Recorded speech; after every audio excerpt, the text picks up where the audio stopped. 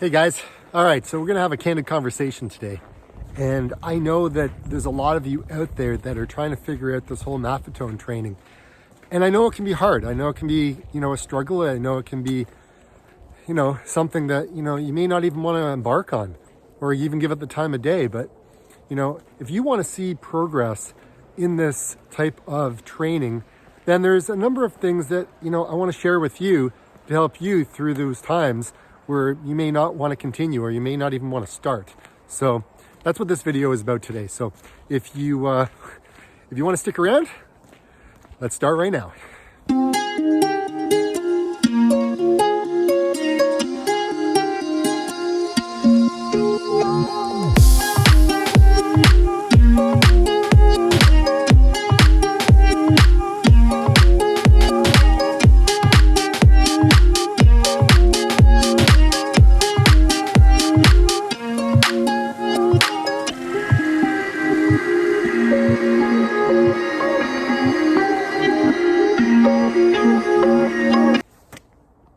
Hey guys, my name is David Waters and I'm the Plant Powered Runner, and this is my channel. This is where I talk about heart rate training, adventure, running, everything under the sun. And so in today's episode, we are talking about progression in the Maffetone Method way of training, a.k.a. heart rate training. And so I have had quite a few people reach out to me over the last little while asking, how can I do this? How can I stay on track? How can I progress to where, you've been able to progress to? And I gotta say, it is an individual experiment of one. Not everybody is gonna see the same type of results as I am. And that's okay, because we're all individuals, we're all different. And some of us, have weight that we have to lose. Like, me, I had weight I had to lose. Some of you are coming back from injuries, and that can be a challenge. Some of you have been training for years and years and years and have hit burnout and are fed up with all this high mileage, high intensity types of runs. And so you're looking for something different. I think we all are. And I think we all want to be able to run and stay healthy and basically run to our retirement home, like run into the retirement home whenever that may be. I just want to stay healthy. I want to be at a good, healthy weight. I want to encourage others to continue to enjoy the sport that they've embarked on, and not kind of fall off the wagon, right? Like, so to speak. Just stick with it, because when it works, right? And when it doesn't, you got to make some changes. Hey guys, if you like the videos that I'm putting out there, hit the like button. It really, really helps. Comment. It really, really helps. Oh yeah, I said my bit. And by the way, if you want to connect with me on social media, boom, there you go. They're all there. All my links. There's a conversation happening on all those other locations as well. So you want progression. You want to get better. What do you need to do? What do you need to know? I've said this so many times, and I'm going to keep on saying it. The first thing I was able to do to start to see the progression in my training in a positive way was literally going out and running consistently, right? Now, consistently can be different for everybody. I mean, if you're a new runner, your consistency may be only 3 days a week, but stick with it, right? You'll work your way up. Now, you may see the results slower than others who are running more volume.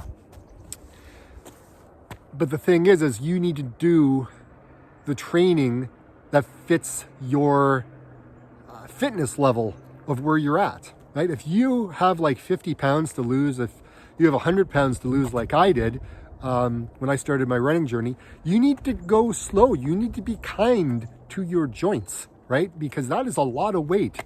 So I started off by walking. Walking was really, really, really, really helpful. And walking, I wouldn't discount it, guys. Walking really, really does help. Now, it may suck because you want to run, but that's your ego speaking, right? That's your ego basically telling you that, right? So if you want to progress, you need to be consistent in your running. Tip number 2, if you want to see progression in a positive direction, then you will need to build up your mileage, right? And building up your mileage is also time on feet. So basically, if you are running for distance, you may want to switch that off for a bit and run for time, right? Run for time. Go out and run for, an hour, and then go out and, the next day maybe for, an hour and a half. And then the next day, maybe you take the day off. And then the next day you run for an hour. And then after that, you run it, for another 90 minutes, right? Break it up and see if you can add in some of those longer runs into your schedule. I, for one, love the 2-hour run. The 2-hour run is just flipping awesome, and it can do so much good for you with your running. I did a video on that called the 2-hour principle, and I'll link it right above here. You can go and check it out. It was one of the videos that I did at the very beginning when I started this YouTube channel. I may update it in the future, but running for those 2 hours, it just builds your lung capacity. It just builds your heart, gets your heart stronger, the blood flow, all those wonderful things that kind of happens at that 2-hour mark, right? Your cardiac drift will shift, right? The longer you run, you will see a downward progression with regards to time. So just know that, right? So if you go out running and you run for, 4 kilometers, 5 kilometers, 6 kilometers, what you may start noticing once you reach a point in your fitness, the longer you run, you're going to start seeing your heart rate start to rise, which means you're going to have to start running slower to keep it in that zone. And that's okay, right? That's a normal process of what happens. But what I would suggest is when you're running and you're going through that, you're seeing that cardiac drift happen, you can get that cardiac drift to drift later on in your run, meaning you'll be able to run longer and you won't see that drift until later on in your training.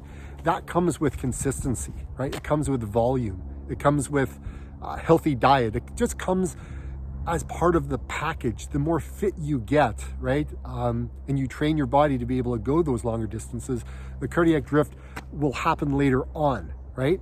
So it's one thing that I've noticed. A big component, right, if you want to see progression also is you need to make sure that you warm up, right? Go out and walk, right? Maybe do a very light jog. And then some of you are going to say, you know what, Dave, I can't run any slower.